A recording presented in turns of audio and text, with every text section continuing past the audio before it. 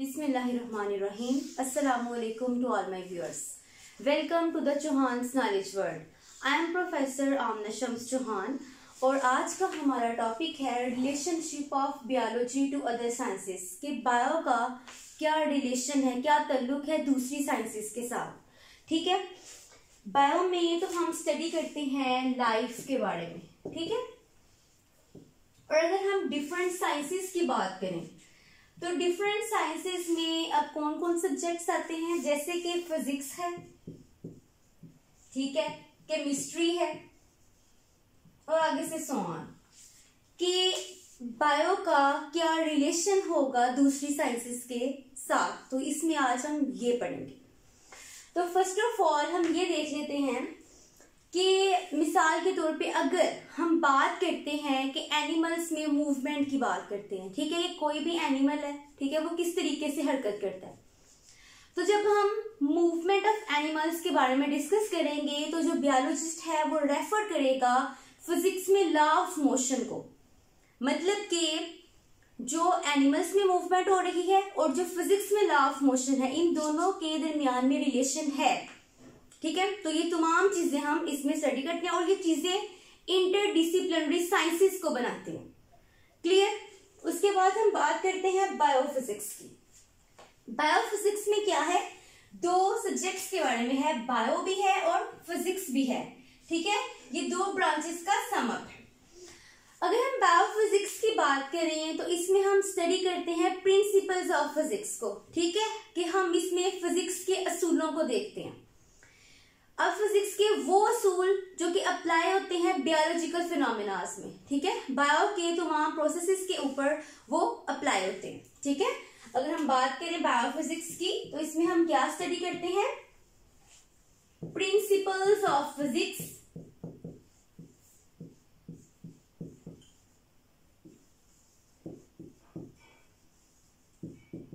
जो कि अप्लाई होते हैं किस पे, बायोलॉजिकल फिनोमेनास.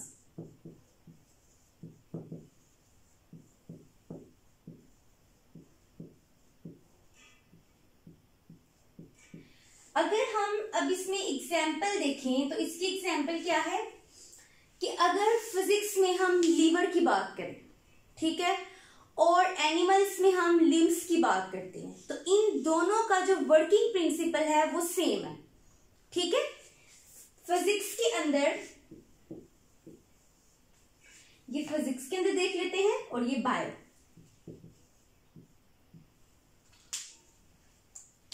फिजिक्स के अंदर हमने देखा लीवर, ठीक है, इसका वर्किंग प्रिंसिपल, और बायो में लिम्स ऑफ एनिमल्स. अब लीवर क्या है फिजिक्स में, ठीक है, ये इसको हम ड्रॉ कर लेते हैं. ये क्या करता है, बैलेंस को मेंटेन करता है. और एनिमल्स में अगर हम लिम्स की बात करें तो लिम्स इसमें क्या है, जैसे कि हाथ हैं और पाँव हैं, ठीक है, तो ये दोनों चीजें लिम्स कहलाती हैं. तो एनिमल्स के लिम्स में और फिजिक्स के लीवर में इन दोनों का जो काम करने का असूल है वो सेम होता है. क्लियर. उसके बाद हम बात कर लेते हैं बायोकेमिस्ट्री की. बायोकेमिस्ट्री में हम स्टडी करते हैं केमिस्ट्री ऑफ डिफरेंट कंपाउंड्स.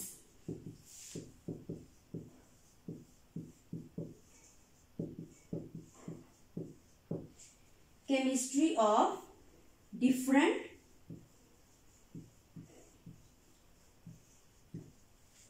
इसमें हम स्टडी करेंगे डिफरेंट कंपाउंड्स की केमिस्ट्री के बारे में और ये देखेंगे कि अब जो लिविंग ऑर्गेनिजम्स हैं, ठीक है, उनमें डिफरेंट प्रोसेसेस हो रहे हैं और उनमें केमिकल रिएक्शंस भी हो रहे हैं. ठीक है, तो ये तमाम चीजें हम बायोकेमिस्ट्री में स्टडी करते हैं. अब यहाँ पे हम एग्जांपल देख लेते हैं, फोटोसिंथेसिस,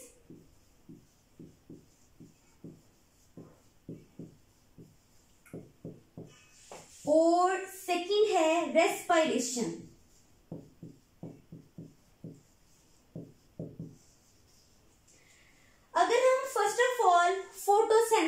बात करें तो फोटोसिंथेसिस क्या प्रोसेस है?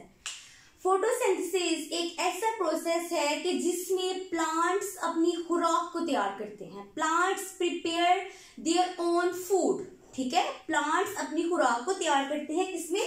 फोटोसिंथेसिस में। Plants prepare their food. और अगर हम रेस्पिरेशन की बात करें तो रेस्पिरेशन क्या प्रोसेस है? रेस्पिरेशन एक ऐसा प्रोसेस है कि जिसमें फूड के अंदर जो कार्बन और हाइड्रोजन के बॉन्ड्स हैं, ठीक है, वो टूट जाते हैं रिएक्शंस के जरिए से, और अब जो फूड में मौजूद एनर्जी थी वो एटीपी में कन्वर्ट हो जाएगी। क्लियर? अब हम देखते हैं रेस्पिरेशन की, अगर हम लिख लेते हैं तो रेस्पिरेशन क्या है कि इसमें जो फूड के अंदर कार्बन और हाइड्रोजन के क्या है? बॉन्ड्स हैं, ये क्या हो जाएंगे? ब्रोकन हो जाएंगे, टूट जाएंगे। किसके जरिए से? रिएक्शंस के जरिए से, ठीक है। फर्स्ट स्टेप तो ये होगा। सेकंड इसमें क्या है कि अब इस फूड के अंदर जो एनर्जी थी वो एटीपी में कन्वर्ट हो जाएगी, ठीक है। जो एनर्जी है वो कन्वर्ट हो जाएगी किसमें? एटीपी के अंदर, ठीक। उसके बाद अगर हम बात कर लेते हैं बायोमैथमेटिक्स की, तो इसमें बायो से के रिलेटेड भी डिस्कस होगा और मैथ से रिलेटेड भी डिस्कस होगा, ठीक है। अब हम इसमें ये स्टडी करते हैं, डिफरेंट बायोलॉजिकल प्रोसेसेस को स्टडी करते हैं, ठीक है। इसमें हम डिफरेंट बायोलॉजिकल प्रोसेसेस को स्टडी करेंगे। डिफरेंट बायोलॉजिकल प्रोसेसेस को हम इसमें क्या करते हैं? स्टडी करते हैं।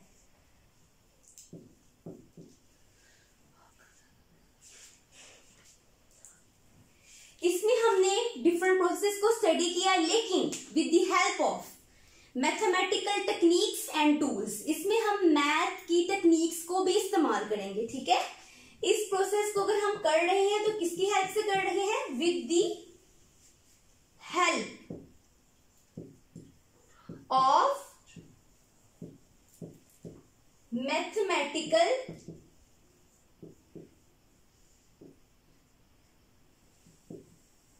टेक्निक्स एंड टूल्स, ठीक हो गया। अब अगर हम इसमें एग्जाम्पल देखें तो इसकी एग्जाम्पल क्या है कि अगर एक बायोलॉजिस्ट कोई एक्सपेरिमेंट करता है, ठीक है, उसने कोई भी एक्सपेरिमेंट किया, उसके बारे में इंफॉर्मेशन ली, अब उसने जो उसके पास डेटा मौजूद है उसको कलेक्ट करना है, ठीक है। तो उसके लिए तमाम चीजों के लिए उससे मैथमेटिकल फार्मूलाज की, टेक्निक्स की जरूरत पड़ती है, ठीक है। तो वो बायोमैथमेटिक्स के जरिए से करेगा। उसके बाद बात कर लेते हैं बायो जियोग्राफी की। तो अगर हम जियो की बात करें तो जियो क्या है? अर्थ। ग्राफी है कोई भी चीज का ग्राफ बनाना, ठीक है। अब बायोजियोग्राफी में हम क्या स्टडी करते हैं? इसमें हम ये देखते हैं कि डिफरेंट लिविंग ऑर्गेनिज्म की जो स्पीशीज है, ठीक है, अब पूरी दुनिया में उनकी अकरेंस और डिस्ट्रीब्यूशन क्या है, ठीक है। इसमें हम क्या स्टडी करेंगे? इसमें हम स्टडी करते हैं about occurrence, first of all occurrence और डिस्ट्रीब्यूशन, ठीक है, किसकी? Of different species of living organisms, ठीक। इसमें हम ये स्टडी करते हैं कि पूरी दुनिया में कौन कौन से ऑर्गेनिजम्स हैं और वो किस किस जगह पे पाए जा रहे हैं, ठीक है। अगर हम इस चीज से रिलेटेड स्टडी करेंगे तो इससे हमें उस रीजन की, ठीक है, जिस रीजन के बारे में हम स्टडी करना चाहते हैं उसकी कैरेक्टरिस्टिक्स के बारे में पता चल जाएगा, ठीक है। और सेकंड पॉइंट हमें इसमें ये भी पता चलेगा कि अगर उस रीजन में ये तमाम ऑर्गेनिजम्स पाए जाते हैं, तो उनकी कौन सी खसूसियात हैं। ठीक है, तो इससे हम उनकी कैरेक्टरिस्टिक्स के बारे में भी स्टडी कर लेंगे, ये भी स्टडी कर लेंगे कि वो अर्थ में किस जगह पे पाए जा रहे हैं। ठीक है, तो वो हम बायोजियोग्राफी के अंदर स्टडी करते हैं। लास्ट है हमारे पास बायोइकोनॉमिक्स। बायोइकोनॉमिक्स में हम स्टडी करेंगे बायोलॉजिकल प्रोसेसेस को। ठीक है, बायो के प्रोसेसेस को, लेकिन इकोनॉमिकल पॉइंट ऑफ व्यू से। ठीक है, इसमें हम क्या करते हैं, इसमें हम स्टडी करते हैं लिविंग ऑर्गेनिजम्स के बारे में।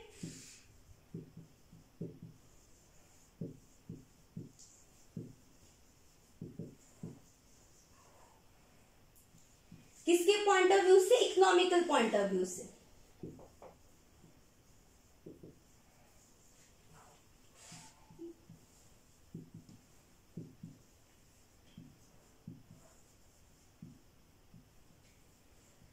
अच्छा, अब हम इसकी अगर एग्जाम्पल की बात करें, तो इसकी अगर हम बात करें कि अगर गंदुम है, ठीक है, अगर गंदुम की पैदावार के बारे में हम बात करते हैं, तो अगर हमने उसके बारे में ये देखना है कि उसकी कॉस्ट वैल्यू क्या है, उसकी प्रॉफिट वैल्यू क्या है, मतलब कि अगर हम ये देखना चाहते हैं कि इस तमाम प्रोसेस से हमें कितना फायदा हुआ है, हमें कितना नुकसान हुआ है, ठीक है, तो वो तमाम चीजें हम इकोनॉमिक्स की हेल्प से कर सकते हैं। ठीक है, तो इस तरीके से बायोइकोनॉमिक्स जो है वो हमारे लिए बेनिफिशियल है।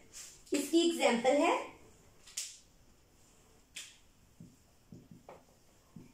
कि अगर हम यील्ड ऑफ वीट के बारे में बात करें, तो उसका प्रॉफिट